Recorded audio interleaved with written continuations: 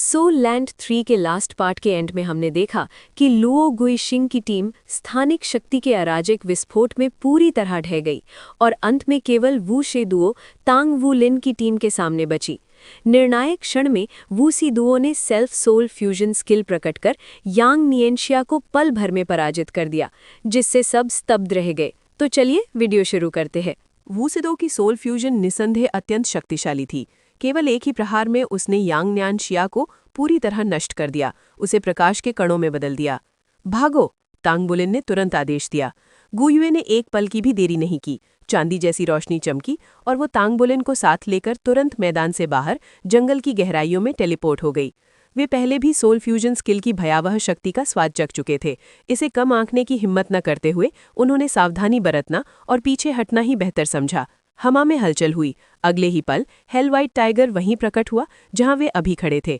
उसके शक्तिशाली पंजे हवा को चीरते हुए गिरे, लेकिन वार खाली गया। मैं हार मानती हूँ, स्यू जियाओयान जमीन पर बैठते हुए दोनों हाथ ऊपर उठाकर चिल्लाई। हेल व्हाइट टाइगर जमीन पर उतरा।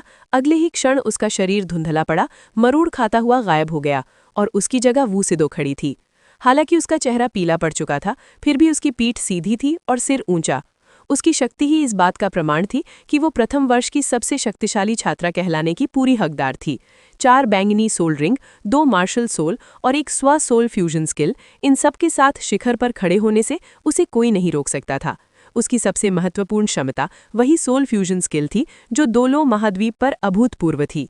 इन्हीं सब कारणों से वो जीनियस यूथ्स रैंकिंग की शीर्ष 10 सूची में स्थान पाने में सफल हुई थी। क्या तुम ठीक हो? स्यू जियाओयान ने पूछा। वू सीदुओ ने मुड़कर उसे ठंडी नज़र से देखा।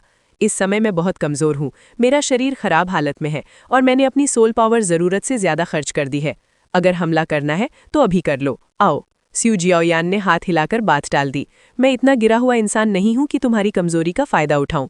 मैंने पहले ही सरेंडर कर दिया है, तो अब मैं तुम्हारी टीम में हूँ। स्यू जियाओयान की मासूम मुस्कान देखकर वू सीदुओ ने भौहें सिकोड़ी, फिर वो ज़मीन पर बैठ गई। तो मेरी रक्षा करना, मैं ध्यान करने जा रही हूँ, ये कहते हुए उसने आंखें बंद कर ली। अब स्यू जियाओयान की बारी थी हक्का बक्का होने की। क्या मेरी एक्टिंग ज्यादा ही अच्छी हो गई? तांग बुलिन और गुयुए पेड़ की छाया में सब देख रहे थे। गुयुए ने भौहें सिकोड़ते हुए कहा, अब हम क्या करेंगे? तांग बुलिन ने कड़वी मुस्कान के साथ उत्तर दिया, जल्दी नहीं है। इतनी बड़ी लड़ाई ने दूसरों का ध्यान जरूर खींचा होगा। मुकाबला अब अंतिम चरण में है। ऐसा मौका कौन छोड़ेगा वू सीदुओ को हराने का? हम यहीं इंतजार करेंगे। उसकी सोल फ्यूजन भले ही शक्तिशाली हो, लेकिन उसमें बहुत सोल पावर खर्च होती है। इस समय वो खतरा नहीं है, तो हम उसे चारे की तरह इस्तेमाल करेंगे। और वैसे भी खुले में ध्यान लगाने का साहस करने का मतलब है कि उसके पास कोई और तुरुप का इक्का जरूर होगा। दूसरों को ढूंढने का जोखिम उठाने से बेहतर है कि यहीं रुकें और उसे दूसरों को कमजोर करने दें, फिर हम वार करें। गुयुए ने सिर हिलाया। मैं इंतजार करने को तैयार हूं, लेकिन मैं नहीं चाहती कि कोई उसे परेशान करे। तांग बुलिन चौंक गया। क्यों? गुयुए ने उसकी आंखों में देखते हुए कहा, मैं उससे उसकी पूरी ताकत के साथ द्वंद्व करना चाहती हूँ। तांग बुलिन हंस पड़ा। अरे तुम भी हमेशा की तरह जिद्दी। ठीक है, हम उसकी रक्षा करेंगे जब तक वो ध्यान कर रही है। तुम दोनों का दिल तो बहुत बड़ा है, अगर मैं अभी उसे निपटा दूं तो? शिए अचानक उनके पास प्रकट हुआ। वो पूरी देर उनका चुपचाप पीछा कर रहा था। तांग बुलिन ने सिर हिलाया। नहीं, गुयुए सही कह रही है। अगर हम उसे अभी हरा दें तो क्या वो हार स्वीकार करेगी? बिल्कुल नहीं, और ना ही दूसरे। अगर हम में से किसी को क्लास प्रेसिडेंट बनना है तो हमें अपनी ताकत दिखानी होगी। ये श्रेक है, यहाँ केवल ताकतवरों का स्वागत है। वू सीदुओ एक ऐसी चुनौती है जिसे पार करना ही होगा। फिर वो गुयुए की ओर मुड़ा। लेकिन गुयुए, मुझे तुमसे एक वादा चाहिए। क्या?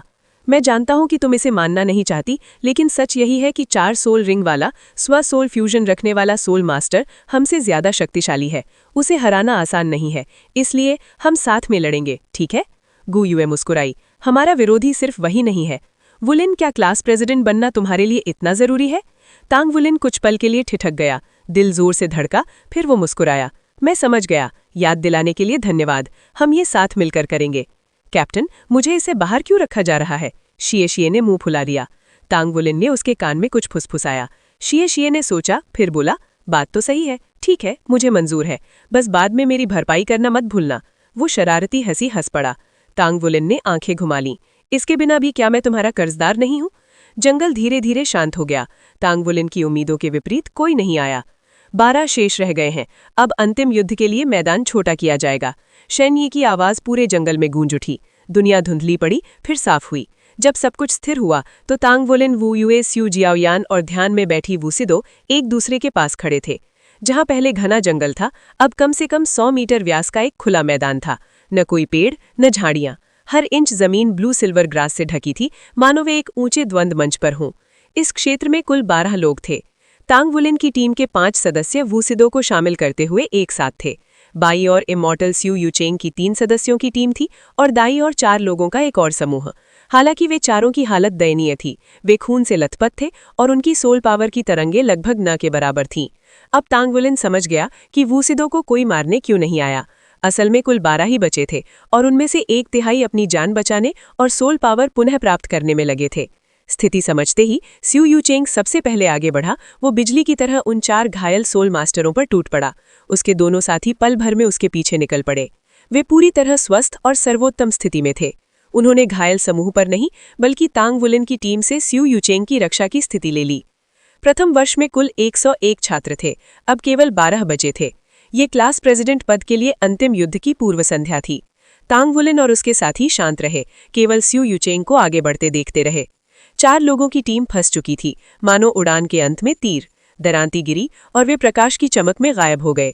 अब केवल 8 रह गए, स्यू यूचेंग की टीम के 3 और तांग वुलिन की ओर से 5। तांग वुलिन आगे बढ़ा, उसका ध्यान सीधे स्यू यूचेंग पर था। अब चालबाजी या इंतजार का कोई मतलब नहीं था। ये बुद्धि नहीं, शक्ति का समय था। दूसरों को मनाने का एक ही तरीका था, ताकत दिखाना।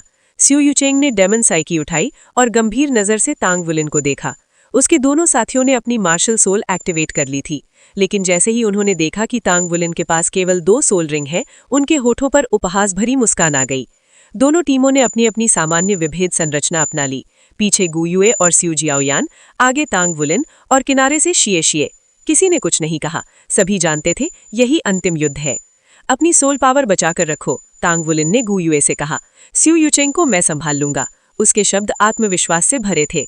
पूरे मुकाबले के दौरान तांग वुलिन धैर्यपूर्ण था। साथियों के लिए उसने अपनी पूरी शक्ति नहीं दिखाई और खुद को सर्वोत्तम स्थिति में बनाए रखा। अब उसे खुद को रोकने की जरूरत नहीं थी। वो देखना चाहता था कि कौन ज्यादा ताकतवर है, वो या इमॉर्टल स्यू यूचेंग। वो जानना चाहता था कि एक रैंकधारी वास्तव में कितना शक्तिशाली होता है। पहले गू युए ने उससे पूछा था, क्या क्लास प्रेसिडेंट बनना जरूरी है? क्लास प्रेसिडेंट महत्वपूर्ण था, लेकिन युद्ध के आनंद के सामने वो भी फीका था। स्यू यूचेंग के दोनों धूसर साथी धुंधले पड़े और तेजी से आगे बढ़े। वे फुर्ती प्रकार के सोल मास्टर थे और स्यू यूचेंग निसंदेह आक्रमण प्रकार के सोल मास्टर। तांग वुलिन की आंखों में धधकती हुए ज्वाला को देखकर गू युए अचानक रुक गई। उस आत्मविश्वास ने उसे ये महसूस करा दिया कि वो शू यूचेंग के विरुद्ध तांग वुलिन की लड़ाई में हस्तक्षेप नहीं करना चाहती। 4 सोल रिंग वाले शू यूचेंग से आमने सामने की लड़ाई करना वही था जो तांग वुलिन स्वयं चाहता था। पूरे प्रथम वर्ष में निसंदेह शू यूचेंग की शक्ति केवल वूसिदुओ से ही कम थी। उसकी सामरिक क्षमता भले ही लुओ गुइशिंग जैसी ना हो, लेकिन उसकी व्यक्तिगत शक्ति कहीं अधिक थी। वू झांगकोंग ने उन्हें हमेशा सिखाया था कि केवल सच्चे शक्तिशाली विरोधियों का सामना करके ही वे अपनी पूर्ण क्षमता तक पहुंच सकते हैं। तांग वुलिन के लिए शू यूचेंग एक विशाल चुनौती था और वही चुनौती वो पूरे दिल से चाहता था।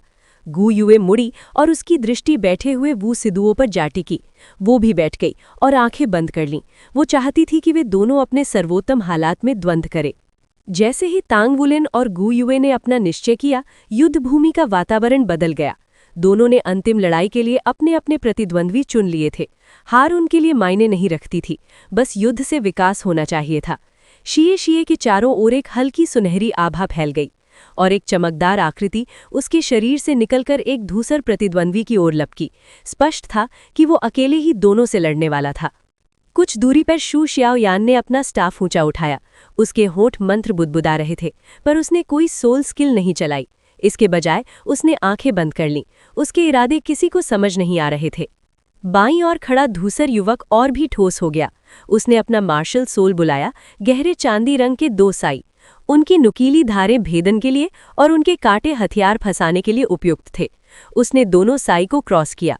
धातु के टकराने से ऊर्जा का विस्फोट हुआ, जो मिलकर एक धूसर प्रभामंडल बना और शिए शिए की ओर बढ़ा। ये फुर्ती प्रकार नहीं, बल्कि नियंत्रण प्रकार है। शिए शिए ने तुरंत समझ लिया। टकराव होने ही वाला था। संपर्क से ठीक पहले शीये की आकृति भूत की तरह झिलमिलाई और वो प्रभामंडल की सीमा से बाहर प्रकट हो गया। उसी क्षण उसने लाइट ड्रैगन ब्लेड चलाया, जो पल भर में उसकी प्रतिद्वंद्वी की गर्दन तक पहुंच गया। उसने तांग सैंग की गुप्त कला घोस्ट शैडो परप्लेक्सिंग ट्रैक का उपयोग किया था। दूसरे मोर्चे पर भी शीये के क्लोन उसी रहस्यमयी पदचाल से पूरे युद्ध क्षेत्र में चमकते झपकते फिर रहे थे। ऐसे हमले के सामने उनका प्रतिद्वंद्वी कुछ नहीं कर पा रहा था। प्रवेश परीक्षा के बाद एल्डर काई की आलोचनाएं शीये के दिल में गहराई से बस गई थीं। अपनी तीसरी सोल स्किल से वो 6 क्लोन बना सकता था, पर उन्हें पूरी तरह नियंत्रित नहीं कर सकता था। उसकी साधना और आध्यात्मिक शक्ति अभी अपर्याप्त थी। उनकी आलोचना ने उसे सोचने पर मजबूर किया कि क्या ये 6 क्लोन वास्तव में कोई विशेष बात थी। प्रयोग करने के बाद उसने पाया कि उसकी वर्तमान सीमा 2 क्लोन को पूरी तरह नियंत्रित करने की है, विशेषकर तब जब दोनों घोस्ट शैडो परप्लेक्सिंग ट्रैक का उपयोग करें। स्वयं को 2 तक सीमित करके वो अपने मन को 2 भागों में बांट सकता था, जिससे उसकी आध्यात्मिक शक्ति के विकास में भी लाभ होता था। ये उसकी इस सिद्धांत की पहली वास्तविक परीक्षा थी। उसने 2 क्लोन बुलाए और मन को 2 हिस्सों में बांट लिया। उसने बाकी सभी सोल स्किल को त्याग दिया और केवल लाइट ड्रैगन ब्लेड पर ध्यान केंद्रित किया, ताकि इस गुप्त कला की वास्तविक क्षमता सामने आ सके। श्रेष्ठ परिणाम पाना उसका लक्ष्य नहीं था, गलतियां न करना था। वो इन शक्तिशाली विरोधियों को स्वयं को तराशने के लिए प्रयोग कर रहा था। 2 तेज धूसर युवक नियंत्रण प्रकार के सोल मास्टर निकले। उन्हें लगा था कि क्लोन प्रयोग करने वाले फुर्ती प्रकार को रोकना आसान होगा, लेकिन वास्तविकता कठोर थी। न केवल उनकी गति अनुमान से कहीं अधिक थी, बल्कि उनकी पदचाल इतनी विचित्र थी कि उसका अनुमान लगाना असंभव था। जल्द ही वे कोने में धकेल दिए गए। शू यू चेंग स्थिर खड़ा था। तांग बुलिन को अपनी ओर आते देखकर उसका पीला चेहरा भावहीन था। उसके चारों ओर मृत्यु सी ठंडी आभा फैली हुई थी और उसकी दराती से काली ऊर्जा की लहरें उठ रही थीं। ब्लू सिल्वर घास तांग बुलिन के हर कदम के साथ उन्मत्त नृत्य कर रही थी। उसकी बाह पर लिपटा गोल्ड लाइट अपनी चमकती सुनहरी आंखों से शू यू चेंग को घूर रहा था। असंख्य उत्परिवर्तनों के बाद गोल्ड लाइट अब पहले जैसा नहीं था। उसका पूरा शरीर चमकदार शल्कों से ढका था और उसकी आंखों में बुद्धिमत्ता की झलक थी। शू यू चेंग से मात्र 10 मीटर की दूरी पर तांग बुलिन ने अचानक आक्रमण किया। ब्लू सिल्वर घास सांपों की तरह हर दिशा से झपटी। उसकी टांगों में शक्ति उमड़ी और वो तीव्र गति से आगे बढ़ा। शू यू चेंग ने आंखें संकुचित की और अपनी दराती से वार किया। काली ऊर्जा की एक लहर घास के झुंड की ओर दौड़ी। मानो जीवित हो, घास हवा में जिगजैग करती हुई नीचे जमीन की ओर झुक गई, काली लहर के नीचे से निकलते हुए। लहर शीघ्र ही तांग बुलिन तक पहुंची। हवा में एक गूंज सुनाई दी। तांग बुलिन ये बचने की कोशिश नहीं की। सुनहरी रोशनी चमकी, उसका दाहिना हाथ पंजे में बदल गया और उसने लहर को चीर डाला। वो शू यू चेंग की ओर कूद पड़ा। ब्लू सिल्वर घास पागल हो उठी, बाइंड क्षमता के साथ शू यू चेंग को जकड़ने दौड़ी। तभी शू यू चेंग ने वास्तविक चाल चली। वो बिजली की तरह ऊपर उछला। उसकी दराती आकाश में अंधेरे की छाया खींचती हुई चली। अंधकार उसके शरीर से बह निकला। आसमान की ओर बढ़ती घास एक एक करके कटती गई। फिर अंधकार सिमटा और तांग बुलिन की ओर झपटा। चारों ओर से दबाव था। तांग बुलिन जानता था कि यदि वो डेमन सिथ का सीधा प्रहार झेलेगा तो उसका अंत निश्चित है, लेकिन पीछे हटना संभव नहीं था। पिछली लड़ाई देखकर वो समझ गया था कि शू यू चेंग की शैली शुद्ध बल से विरोधी को दबाने और हर बचाव मार्ग काट देना पर आधारित है। इसलिए तांग बुलिन को पीछे नहीं हटना था, उसे आगे बढ़ना था। एक दर्जना के साथ उसकी 2 बैंगनी रिंग मंद पड़ गईं और एक गोल्डन रिंग प्रकट हुई। एक ड्रैगन की दहाड़ जंगल को चीर गई। दीप्तिमान सुनहरी रोशनी उसके शरीर से फूट पड़ी। उसके पंजे और शल्क शुद्ध सोने की तरह चमक उठे। यहाँ तक कि गोल्ड लाइट भी सशक्त होता प्रतीत हुआ। तांग बुलिन ने गोल्डन ड्रैगन बॉनी का उपयोग किया। उसने दोनों बाहें फैलाईं। उसके रक्तसार की पूरी शक्ति विस्फोट की तरह उमड़ पड़ी। वो क्षण भर में एक छोटे सूर्य की तरह चमक उठा। उसकी आभा इतनी तेज थी कि आंखें चौंधिया जाएं। काली ऊर्जा सुनहरी रोशनी से टकराते ही विकृत हो गई और तांग बुलिन के इशारे पर एक ओर मुड़ गई। ये तांग सैंग की एक और गुप्त कला थी, कंट्रोलिंग क्रेन कैप्चरिंग ड्रैगन। पल भर में उसकी आंखों में बैंगनी प्रकाश खिल उठा। अंधकार के बीच शू यू चेंग की गति अचानक मंद पड़ गई। उसकी तीसरी रिंग बुझ गई। उसकी सोल स्किल बाधित हो गई थी। तांग बुलिन के नीचे की एक ब्लू सिल्वर घास सुनहरी हो गई। वो स्प्रिंग की तरह कुंडली मारकर उसे आकाश में उछाल दिया। वो प्रकाश के बाण की तरह अंधकार को चीरता हुआ आगे बढ़ा। अंधकार की धारदार लपटों ने उसके शरीर को काटा, कई घाव बनाए, लेकिन गोल्डन ड्रैगन बॉडी के सामने वे केवल सतही चोटें थीं। अगले ही क्षण शू यू चैंग की डेमन साइथ की मारक दूरी वाकई बहुत लंबी थी। उसे इस लाभ का उपयोग करने से रोकने के लिए टैंग वुलेन ने अपनी नुकीली पंजे वाली मुट्ठी सीधी उसकी ओर फेंक दी।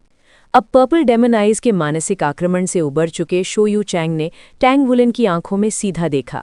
उसने अपनी साइथ की पकड़ ढीली की और हाथ को ब्लेड के घुमावदार किनारे की ओर सरकाया।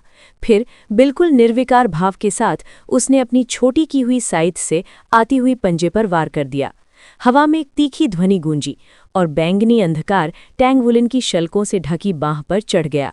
टकराव की शक्ति का सहारा लेकर शो यू चैंग पीछे की ओर उछल गया। हालांकि पीछे हटते समय वो कुछ बार लड़खड़ा गया। साफ था कि उसने टैंग वुलेन की ताकत को कम आंका था। अब जब शो यू चैंग ने उनके बीच कुछ दूरी बना ली थी तो टैंग वुलेन के लिए फिर से डेमन साइथ की सीमा में घुसना कठिन हो गया था। वो पहुंच और आत्मा शक्ति दोनों में ही पिछड़ रहा था। अब बाइंड का प्रयोग करना बहुत देर हो चुकी थी। Show you Chang Tang woollen द्वारा फेंकी गई हर ब्लू सिल्वर घास को आसानी से काट डालता। टैंग वुलेन की ताकत ने शो यू चैंग को चौंका दिया। हालांकि टैंग वुलेन ने एक चौंकाने वाली सुनहरी आत्मा वलय दिखाई थी, फिर भी उसके पास केवल 2 ही आत्मा वलय थे और उसी के अनुरूप आत्मा शक्ति। इसी आधार पर शू यू चैंग को विश्वास था कि वो शक्ति के मुकाबले में टैंग वुलेन को दबा सकता है। पीछे हटने के बाद भी उसे यकीन था कि वो जीत सकता है, लेकिन अब उसे एहसास हुआ कि टैंग वुलेन की ताकत उसकी अपेक्षाओं से कहीं अधिक थी। आत्मा शक्ति में अंतर होने के बावजूद टकराव में उसे पूरी तरह पराजय मिली थी। उस प्रभाव से उसके शरीर में अब भी अनियंत्रित कंपन था। वो शायद सोचता है कि मैं लम्बी हथियारों में विशेषज्ञ हूँ। दुर्भाग्य उसके लिए मेरी डेमन साइथ नज़दीकी लड़ाई में भी उतनी ही घातक है। मैं इसे छोटे हथियार की तरह भी इस्तेमाल कर सकता हूँ। वो विस्फोटक ताकत तो निकाल सकता है, लेकिन ज्यादा देर तक नहीं टिक पाएगा। शू यू चैंग का अनुमान सही था, लेकिन उसे ये नहीं पता था कि टैंग वुलेन स्थिति को बिल्कुल अलग तरह से देख रहा था। दूरी बनाना चाहता है। ब्लू सिल्वर घास निकल पड़ी और विरोधी को जकड़ने लगी, जबकि टैंग वुलेन ने एक बार फिर अपना पंजा लहराया। गोल्डन ड्रैगन बॉडी का रक्तसार उफान मार उठा और उसकी दाहिनी बांह के चारों ओर फैली काली धुंध तुरंत छट गई। उसने हाथ उठाया, उसके पंजे की चमकदार सुनहरी आभा गहरी पड़ गई और नीचे की ओर वार किया। 5 गहरे सुनहरे प्रकाश तरंगे बाहर की ओर दौड़ पड़ी। दर्शकों के सामने एक अद्भुत दृश्य खुला जिसने सबका ध्यान खींच लिया। यहाँ तक कि वूसी दुआ भी विस्मय से अपनी आंखें खोले रह गई। उन्होंने देखा कि टैंग वुलेन में हाथ उठाया, फिर नीचे वार किया और वे 5 प्रकाश तरंगे आकाश को चीरती हुई शू यू चैंग की ओर बढ़ीं। शू यू चैंग के चेहरे पर भय उभरा, लेकिन बहुत देर हो चुकी थी। वो बस मुड़कर अपनी साइथ को सामने उठा सका, इससे पहले कि हमला उस तक पहुंचे। धातु के धातु को फाड़ने की कान भाड़ू ध्वनि गूंजी और शू यू चैंग जमीन पर जा गिरा। उसने मुंह से खून उगला, उसका चेहरा पहले से भी ज्यादा पीला पड़ गया। इसके बावजूद उसकी साइथ पर केवल कुछ दरारें ही आई थीं। वो सचमुच एक रैंकधारी होने के योग्य था। उसके शरीर का निचला हिस्सा जमीन में धंस गया था, मानो वो एक कील हो जिसे ठोका जा रहा हो। टैंग वुलेन उस पर टूट पड़ा, पंजा ऊंचा उठाए अगला वार करने को तैयार। शू यू चैंग बस कमजोरी से अपनी साइथ उठा सका। हर बार जब टैंग वुलेन का पंजा साइथ से टकराया, धात्विक चीख हवा में गूंजी। उसके वार तेज नहीं थे, लेकिन हर एक में अपार शक्ति थी। हर प्रहार के साथ शू यू चैंग और गहराई तक जमीन में धंसता गया और उसकी साइथ की दरारें जाले की तरह फैलती चली गईं। उसके मुंह और नाक से खून बहने लगा, फिर कानों और आंखों से भी। सिर के 7 छिद्रों से खून बह रहा था और हर प्रहार के साथ प्रवाह बढ़ता गया। 5वां वार पढ़ते ही शू यू चैंग ने खून की बौछार उगली और उसकी साइथ चकनाचूर हो गई। अगले ही पल वो सफेद रोशनी की चमक में गायब हो गया। ये देखने वाले सभी लोग स्तब्ध रह गए।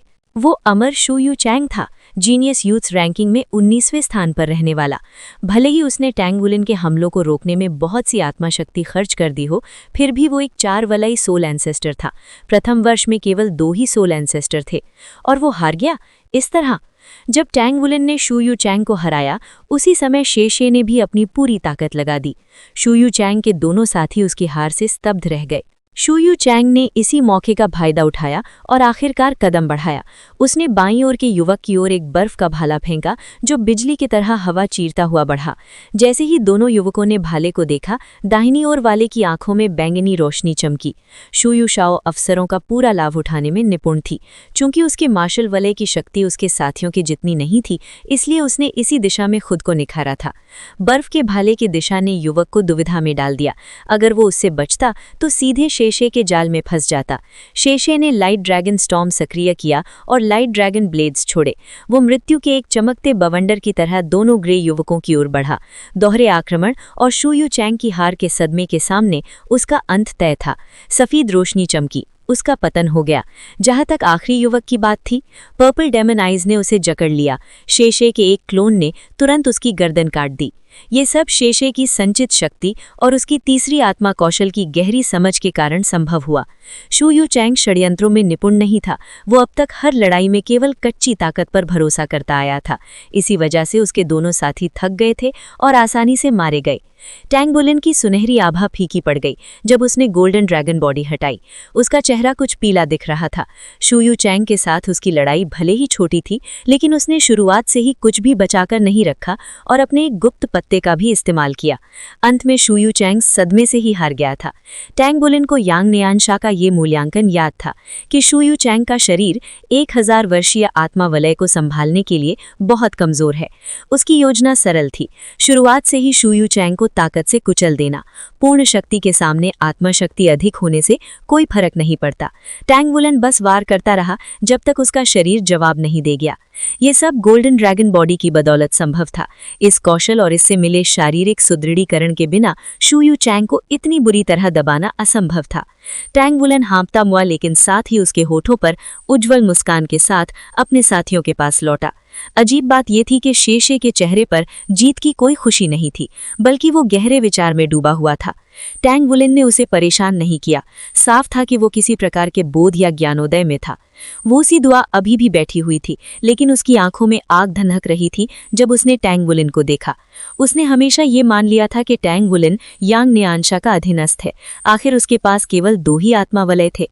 लोरू गुसिंग की टीम के विरुद्ध लड़ाई में जब उसने वू सी दुआ को बचाया था, तभी वो उस पर गहरी छाप छोड़ चुका था, लेकिन अब वो उसकी स्मृतियों में स्थायी रूप से बस गया था। अब वो समझ पाई कि सुअर बनकर तागर को निगलने का क्या अर्थ है। ये लड़का अपनी असली ताकत छिपाने में कमाल का है। दूसरों का तो नहीं जानती, लेकिन शू यू चैंग के साथ उसकी लड़ाई में दिखाई गई शक्ति यांग नियानशा से कम नहीं थी। कप्तान, शू यू शाओ ने मुस्कुराते हुए कहा। गू यू उठी और उसके पास आ गई। जीनियस यूथ्स रैंकिंग में टॉप 10 में पहुंचने वाली वू सी दुआ की बुद्धिमत्ता पर कोई संदेह नहीं था। उसने तुरंत सब जोड़ लिया और चारों के बीच का संबंध समझ लिया। तो लोरू गुसिंग की टीम की वो लड़की शुरू से ही उसकी साथी थी। आओ। वू सी दुआ उछलकर खड़ी हो गई। उसकी आंखों में ठंडी चमक थी। वो हार मानने को तैयार नहीं थी। 1 बनाम 4 तो क्या हुआ? टैंग बुलिन ने गू यू की ओर देखा। उसने उसकी आंखों में गहराई से झांका। वहां जलती हुई आग ने उसे सब कुछ बता दिया। उसने शू यू शाओ की बाह खींची। हम सिर्फ देखने वाले हैं, हैं? शू यू शाओ ने हैरानी से उसे देखा। टैंग बुलिन ने आश्वस्त मुस्कान के साथ कहा, गू यू पर भरोसा रखो। ठीक है। शू यू शाओ ने तुरंत सहमति दी। बड़ी बहन गू यू, शुभकामनाएं। गू यू ने सिर हिलाया और 3 कदम आगे बढ़ी। उसने वू सी दुआ को शांत स्थिर झील जैसे भाव से देखा। 1 बनाम 1। वो सिदुओं ने हैरानी से गू युए की ओर देखा। वो सच में मुझसे अकेले लड़ना चाहती है? उसे इतना आत्मविश्वास क्यों है? क्या वो सिर्फ सपोर्ट टाइप नहीं है? 1 बनाम 1। गू युए ने सिर हिलाकर जवाब दिया। ठीक है, वो सिदुओं ने ठंडे स्वर में कहा। उसके पैरों के नीचे से 4 सोल रिंग्स उभरी। उसने हल्के से जमीन पर कदम रखा और उसकी आकृति धुंधली हो गई। फिर वो सीधा गू युए की ओर झपट पड़ी। एक पल में ही वो गू युए के पास पहुंच गई। काली रोशनी चमकी और उसने अपने पंजे आगे बढ़ाकर नीचे की ओर वार किया। टांग बुलिन युद्ध क्षेत्र से दूर खड़ा पूरी तन्मयता से ये सब देख रहा था। थोड़े समय के गठबंधन में वो वू सिदुओं की असली क्षमताओं को ठीक से नहीं समझ पाया था, लेकिन अब जब वो गू युए पर पूरी ताकत से हमला कर रही थी, तब उसे उसकी रफ्तार और शक्ति का दमनकारी स्वरूप साफ दिख रहा था। इतनी तेज गति के बावजूद वू सिदुओं का हमला असफल रहा। जैसे ही पंजे गू युए को चीरने वाले थे, एक क्षण पहले ही चांदी सी रोशनी फूटी और गू युए गायब हो गई। वू सिदुओं के पंजे केवल हवा को चीर पाए। गू युए 10 मीटर दूर फिर प्रकट हुई। उसका भाव अब भी शांत था। 3 सोल रिंग्स, 2 पीली और 1 बैंगनी, उसके चारों ओर घूम रही थीं।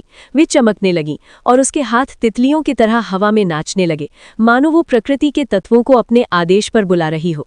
4 सोल रिंग्स होने के कारण वो सिद्धुओं की तत्वीय अनुभूति साधारण सोल मास्टर से कहीं अधिक तीक्ष्ण थी।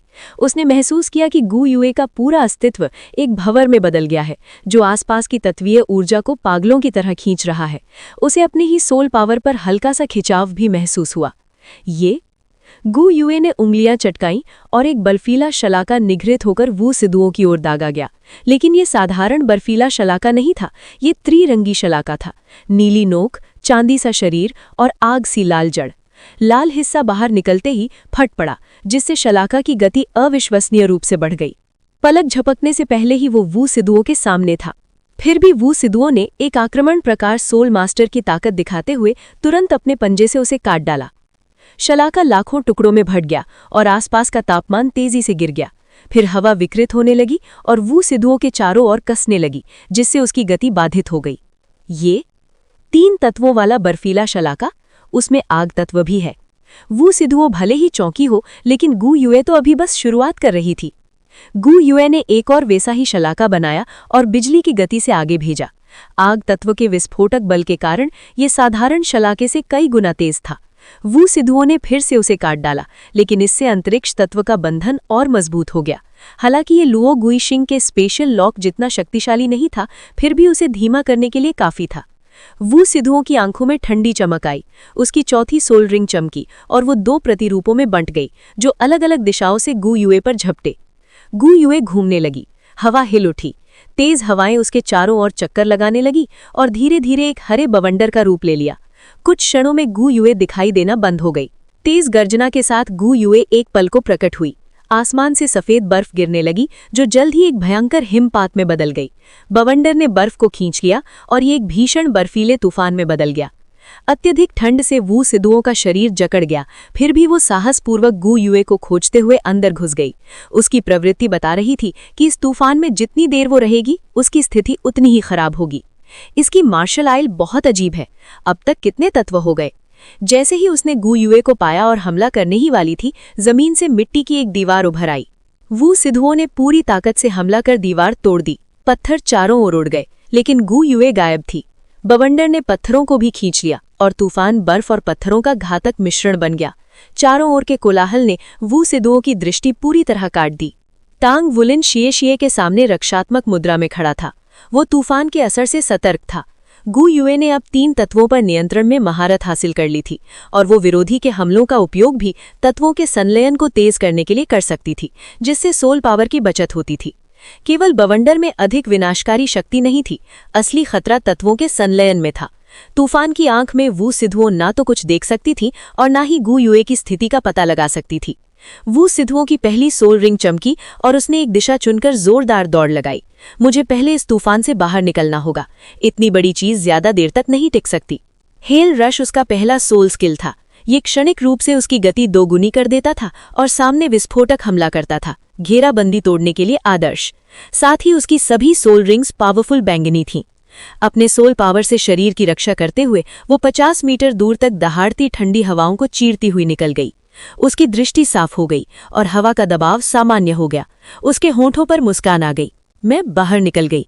अचानक उसकी गर्दन के पीछे के रोए खड़े हो गए। रोशनी मुड़ी और अगले ही क्षण वो फिर से तूफान की आंख में थी। इस बार पहले से भी ज्यादा दबाव, मानो तूफान उसे चीर डालना चाहता हो। टांग वुलिन वहीं खड़ा था जहां से वू सिद्धुओं बाहर निकली थी, इसलिए उसने सब कुछ साफ देखा। वू सिद्धुओं वास्तव में बाहर निकलने में सफल हो गई थी, लेकिन एक पल बाद गु युए ने उसके पीछे टेलीपोर्ट किया और दोनों को फिर से भीतर ले आई। टांग वुलिन हंस पड़ा। गु युए की ताकत पर शक करने की जरूरत ही नहीं थी। आखिरकार उसकी मार्शल आइल उसे 6 तत्वों पर नियंत्रण देती थी।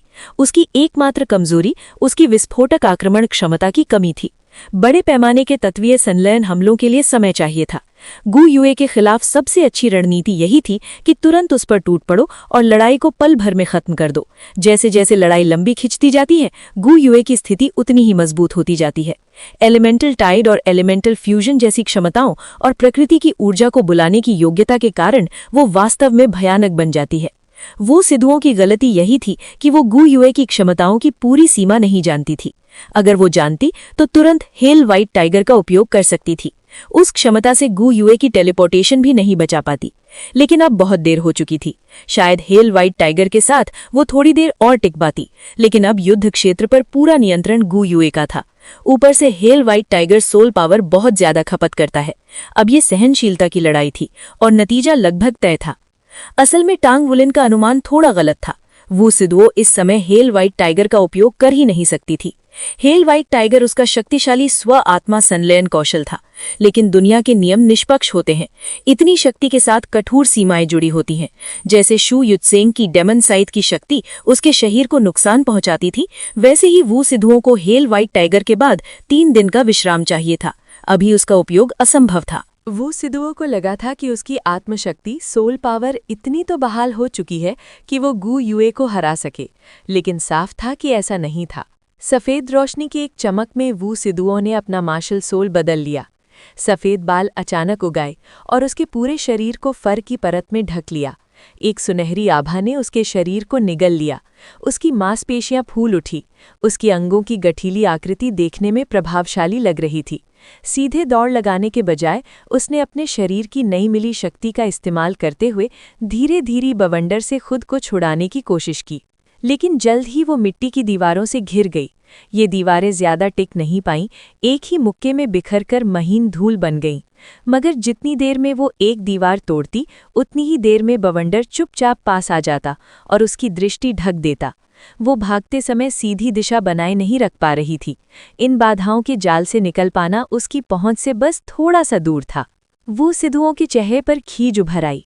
भले ही वो मूल रूप से एक फुर्ती प्रकार सोल मास्टर थी, लेकिन उसे आमने सामने की भिड़ंत ज्यादा पसंद थी। केवल कच्ची ताकत से लड़ाइयां जीतने में उसे गहरी संतुष्टि मिलती थी। ऐसे गड़बड़ और उलझे हुए युद्ध क्षेत्र में फंसना, जहां वो अपने विरोधी को ढूंढ भी ना सके, उसे बेहद अखर रहा था। उसे पूरा भरोसा था कि अगर वो हेल व्हाइट टाइगर का इस्तेमाल कर पाती तो वो आज़ाद हो जाती। इसी कौशल से सावधान होकर गु युए ने उनके बीच एक बड़ा फासला बनाए रखा था। फिर भी वू सिधुओं को अपने फ्यूजन सोल स्किल पर पूरा विश्वास था। बस कुछ ही सेकंड और वो तुरंत बढ़त बना लेती। लेकिन जैसे जैसे सेकंड बीतते गए, हवा और अधिक उग्र होती चली गई, चारों ओर को चीरती और फाड़ती हुई। तूफान अपने उन्माद में और भी विशाल होता जा रहा था।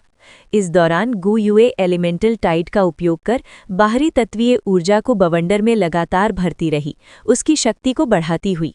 चांदी जैसी चमक के साथ गु युए टैंग वुलिन के पास प्रकट हुई। उसका चेहरा पीला पड़ चुका था। चलो भागो, अब मैं इसे काबू में नहीं रख सकती। एलिमेंटल टाइड से वो जितनी तत्वीय ऊर्जा संभाल सकती थी, उसकी भी एक सीमा थी। अगर उसे रोका ना गया तो ये उन्मत्त होकर फट पड़ती। चूंकि उसका सामना वू सिधुओं से था, वो जरा भी ढील नहीं देना चाहती थी। अब हालात ऐसे बन चुके थे कि गु युए की एलिमेंटल टाइड ने तत्वीय ऊर्जा को उस स्तर तक संकेंद्रित कर दिया था जो उसके नियंत्रण और उसके सोल रिंग्स दोनों से कहीं आगे था। वू सिधुओं की दुखद नियति तय हो चुकी थी। चारों साथी मुड़कर भाग खड़े हुए। पीली हालत में भी गु युए के होठों पर संतुष्ट मुस्कान थी। वो सफल रही। भले ही ये लड़ाई उसकी मूल योजना के अनुसार नहीं हुई और भले ही वू सिधुओं अपने सर्वोच्च स्तर पर नहीं थी, फिर भी जीत उसी की थी। एक के बनाम एक की इस लड़ाई में विजेता वही थी। भागते समय दुनिया टेढ़ी मेढ़ी होने लगी। एक प्रकाश किरण उन पर पड़ी जो लहराती और मुड़ती हुई त्वचा से टकराई। अगली ही पल वे अंधकार में थे, पूरी तरह हतप्रभ। कुछ समय बाद उन्हें होश आया। उनके केबिनों के दरवाजे खुले और चारों शुरुआती विशाल कक्ष में बाहर आ गए। टैंग वुलिन की टीम के प्रकट होते ही सन्नाटा छा गया। करीब 100 जोड़ी आंखें नए आए लोगों को घूर रही थी। उन नज़रों में कई जटिल भाव थे जिन्हें पढ़ पाना कठिन था। उनमें से एक नज़र थी शांत स्वभाव वाले यांग न्यानशिया की। उसकी भौहें सिमटी हुई थी जब वो टैंग वुलिन को देख रहा था। बाहर हो जाने के बाद उसने पूरी प्रतियोगिता स्क्रीन पर देखी थी। उसके दिल में तरह तरह की भावनाएं आपस में टकरा रही थीं, एक उलझी हुई गांठ बनकर। इस वक्त वो बस कड़वी मुस्कान ही दे सका। पहली कक्षा के 5 प्रतिभाशालियों में से लुओ गुइशिंग सबसे कम उत्साहित दिखाई दे रहा था।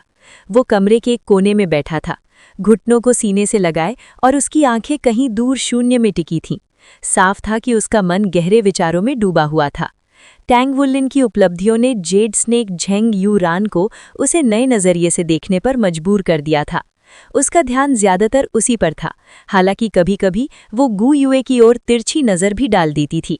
दूसरी ओर शू यू चेंग हमेशा की तरह ही पीला था। वो अपने हाथों की कमकमी को दबाने की पूरी कोशिश कर रहा था और टैंग वुल्लिन की ओर उसकी ठंडी घूर इतनी तीखी थी मानो जमा कर रख दे। टैंग वुल्लिन से हारना उसके लिए अपमानजनक था। चाहे उसके विरोधी का मार्शल सोल कितना भी विकृत और राक्षसी क्यों ना हो, आखिरकार वो सिर्फ 2 रिंग वाला सोल ग्रैंड मास्टर ही था। एक सोल एंसेस्टर होते हुए शू यू चेंग के पास हार का कोई बहाना नहीं था। और अंत में वू सिदुओ, उसका चेहरा क्रोध से ऐंठा हुआ था। गालों और गर्दन के किनारों पर बदरंग लालिमा छाई हुई थी। वो टैंग वुल्लिन की टीम से पहले ही कैबिन से बाहर आ चुकी थी और गु युए के पास से गुजरते समय उसे घूरती चली जा रही थी। उसके दांत इतने जोर से भींचे थे कि लगता था अभी टूट जाएंगे। सभी की निगाहें उन चारों पर थीं, लेकिन ये कहना सुरक्षित था कि उनका ध्यान विशेष रूप से टैंग वुल्लिन और गु युए पर केंद्रित था।